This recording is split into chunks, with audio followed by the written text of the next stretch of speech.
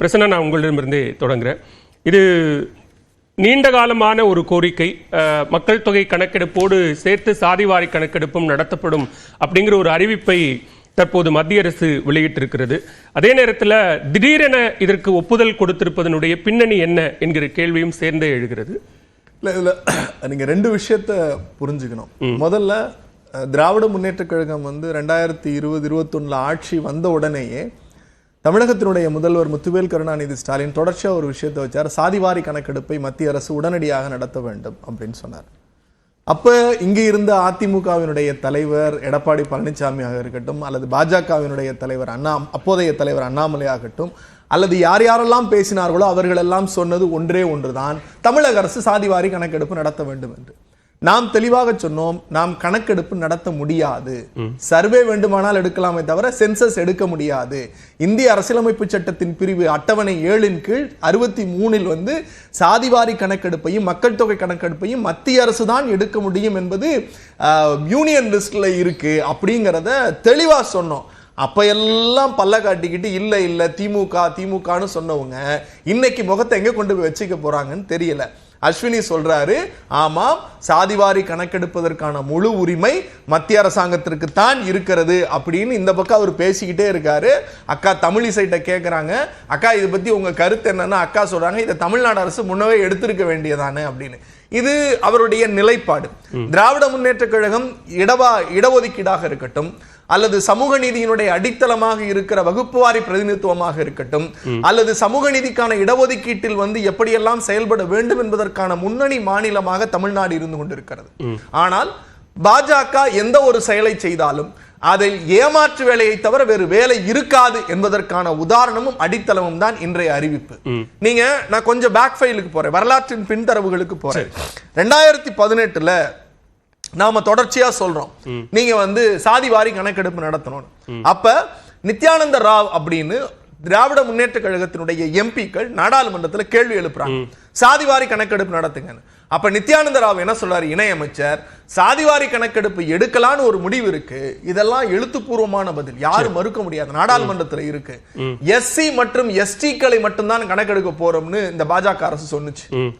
இந்த பாஜக அரசு சொன்னுச்சு, எல்லோரும் குரல் கொடுக்கணும், சாதிவாரி கணக்கெடுப்புனா எல்லா சாதிகளையும் கணக்கெடுங்க, அதில் யார் எந்த பிரதிநிதித்துவத்தின் அடிப்படையில் இடஒதுக்கீடு ஏற்கனவே இருக்கிறது, எதை உயர்த்த வேண்டும் எதை குறைக்க வேண்டும் என்கிற அடிப்படையில் செய்ய வேண்டும் என்று சொன்னபோது அன்றைக்கு நாடாளுமன்றத்தை கதிகலங்க வைத்தார்கள். எஸ்சி மற்றும் எஸ்டி தாழ்த்தப்பட்ட பழங்குடியின மக்களை தான் எடுப்போம் அப்படின்னாங்க.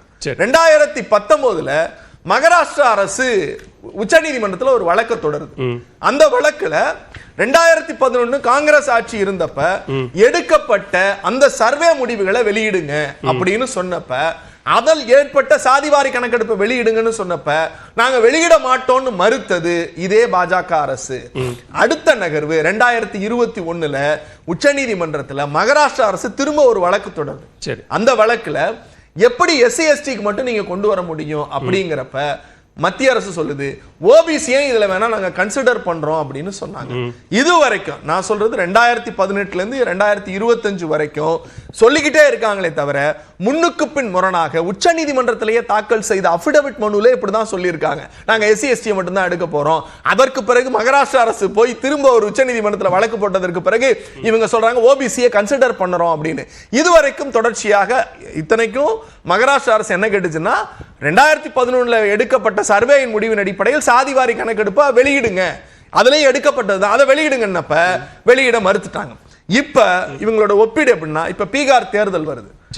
அப்போ இதுல பெஹல்காம்ல பெரிய நாசக்கார செயல், வன்மையாக கண்டிக்கத்தக்கது.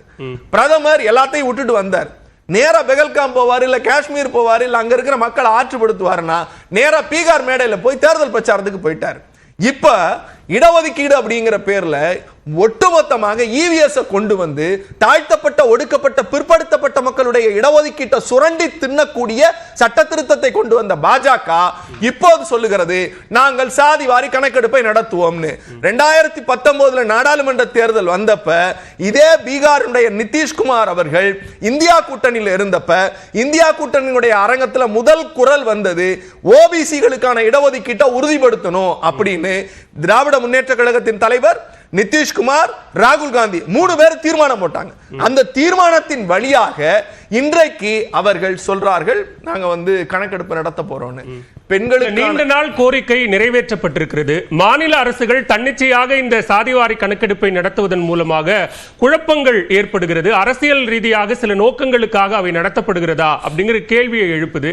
எனவே இதை மத்திய அரசு நடத்துவதே சரியாக இருக்கும், அதுவும் மக்கள் தொகை கணக்கெடுப்போடு சேர்த்து நடத்துவது சரியாக இருக்கும் அப்படிங்கிற அடிப்படையில் மிக நீண்ட கால இடைவெளிக்கு பிறகு இப்படி ஒரு அறிவிப்பை மத்திய அரசு அறிவித்திருக்கிற போது அதை வரவேற்பது சரியாக இருக்குமா, மாறாக அதற்கு உள்நோக்கம் கற்பிப்பது சரியா இருக்குமா? நான் அதைத்தான் சொல்றேன் சார். இவங்களோட பேக் ஃபைல 2018 இருந்து பாராளுமன்றத்தில் என்ன சொன்னாங்க, சுப்ரீம் கோர்ட்ல என்ன சொன்னாங்க, இப்ப என்ன சொல்றேன். நான் தான் சொன்னேன், சர்வேங்கிறது வேற, சென்சஸ்ங்கிறது வேற. சர்வே ஒரு மாநில அரசு எடுக்கலாம், பீகார் அரசு எடுத்துச்சு, நிதிஷ்குமார் அரசு எடுத்துச்சு. அந்த அடிப்படையில் ஓபிசிகளுக்கான இடஒதுக்கீட்டை அவங்க அதிகப்படுத்துறாங்க. உச்சநீதிமன்றத்தில் வழக்கு தொடர்ந்தது யாரு? பாஜகவினுடைய மறைமுக கைகூலிகள். உச்சநீதிமன்றம் என்ன சொன்னுச்சு? சர்வேயை வச்சு இடஒதுக்கீடு பண்ண முடியாது, ஏன்னா சென்சஸின் அடிப்படையில் மட்டும்தான் இடஒதுக்கீட்டை உயர்த்த முடியும். சென்சஸினுடைய கணக்கெடுப்பு, சாதிவாரி கணக்கெடுப்பு என்பது மத்திய அரசின் கையில் இருக்கிற யூனியன் லிஸ்ட்ல தான் இருக்கே தவிர மாநில அரசின் கையில் கிடையாது. இதைத்தான் நாங்க ரொம்ப நாளா சொல்லிக்கிட்டு இருக்கோம். இன்னைக்கு புதுசா ஏதோ அறிவு வந்துட்ட மாதிரி பேசுறாங்க. ஒரு நிமிஷம் முடிச்சறேன். என்ன அப்படின்னா, இன்னைக்கு அவங்க மகளிர் மசோதான்னு ஒண்ணு கொண்டு வந்தாங்க. இப்ப அவங்க அந்த சாதிவாரி கணக்கெடுப்பையுமே என்ன பண்ண போறாங்கன்னு சொல்றேன். இந்த நாடாளுமன்ற தேர்தல் முடிந்து மக்களவை கணக்கெடுப்பு எடுத்து அதற்கு பிறகு சாதிவாரி கணக்கெடுப்பு எடுத்து நாங்கள் வெளியிடுவோம் அப்படிங்கிற துணியில அவர் பேசுறாரு. மசோதா, மகளிர் மசோதாவை கொண்டு வந்தப்ப 2036க்கு அப்புறம் டீலிமிட்டேஷன் பண்ணுவோம், அதற்கு பிறகு இடஒதுக்கீடு கொடுப்போம். அப்படியான டைம் பவுண்ட் எதுவும் இப்போதைக்கு இதுக்கு ஃபிக்ஸ் பண்ணல. இப்ப இருக்கிறது என்ன தெரியுமா? அதாவது தேவலா சார் 10 வருஷம் இது பேப்பர்ல சக்கரன்னு எழுதி நக்குனா இனிக்குமா? அப்படிதான் பாஜக அறிவிப்பு வெளியா இருக்கு. தேதி சொல்றாங்களான்னு பாப்போம். திரு சூர்யா, இங்க சாதிவாரி கணக்கெடுப்பு நடத்துவதற்கான அனைத்து அதிகாரமும் மத்திய அரசுக்கு இருந்தும் இது நாள் வரைக்கும் எடுக்காமல் இருந்ததற்கான காரணம் என்ன? இப்போது அறிவித்திருப்பதற்கான காரணம் என்ன? இப்போ பாஜக ஆட்சி வந்து எவ்வளவு காஸ்ட் சென்சஸ் எடுத்து சென்சஸ் எடுத்திருக்கோம்? 10 சென்சஸ் எடுத்துட்டோமா? கடைசி சென்சஸ் 2011, அடுத்தது 21 எடுக்க வேண்டியது இப்ப எடுக்க போறோம். ஸோ முதல் சென்சஸ் பாஜக ஆட்சி வந்த உடனே காஸ்ட் சென்சஸ் எடுக்கிறோம் அப்படின்றது இப்ப அறிவிச்சிட்டோம். கொஞ்சம் ஹிஸ்டரிக்கு போகலாம். ஏன் மக்கள் கணக்கெடுப்பு ஏன் நடத்தல? இன்ட்ரோடக்டரி கணக்கு முடிச்சிடுறேன். 1931 கடைசியாக ஜாதிவாரி கணக்கெடுப்பு நடத்தப்பட்டதாக நம்மளுக்கு சான்றுகள் இருக்கின்றன.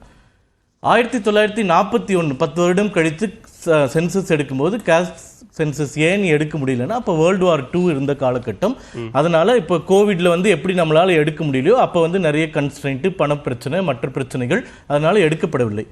1951 மீண்டும் காஸ்ட் சென்சஸ் எடுத்திருக்கலாமே. அப்போ வந்து காஸ்ட் சென்சஸே வேண்டாம் அப்படின்ற முடிவை எதற்காக எடுத்தார்கள்? அப்போது பிரதமராக இருந்த திரு நெஹ்ரு அவர்களுடைய பார்வை காஸ்ட் சென்சஸ் பக்கம் எப்படி இருந்தது? இப்போ பட்டியலினத்தவர்களுக்கும் பழங்குடியினர்களுக்கும், அதாவது இந்த காஸ்ட் சென்சஸ்னா இது நாள் வரை 51, 61, 71 ஒவ்வொரு 10 ஆண்டுகளும் பட்டியலினத்தவர், பழங்குடியினத்தவரை சென்சஸ் எடுத்து நம்ம வச்சுட்டு தான் வரோம். எதனாலனா நம்ம கான்ஸ்டிடியூஷன் பிரகாரமே ஆர்டிகிள் 341, 342 படி அவர்களுக்கு அஃபர்மேட்டிவ் ஆக்ஷன்ஸ், அவர்களை முன்னேற்றுவதற்கான நம்மளுக்கு தரவுகள் வேண்டும் அப்படின்ற காரணத்தினால அவர்கள் இருவருக்கும் நம்ம எடுத்துக்கிட்டே தான் வரோம். இப்போ தேவைப்பட வேண்டியது பொது பிரிவினருக்கும் பிற்படுத்தப்பட்ட பிரிவினருக்கும், ஜெனரல் கேட்டகரியில் இருக்கக்கூடியவர்கள், ஓபிசியில் இருக்கக்கூடியவர்கள், அதில் சப்காஸ்ட் பிரகாரம் சர்வே எடுக்கணும் அப்படின்றத நம்மளுடைய கோரிக்கை.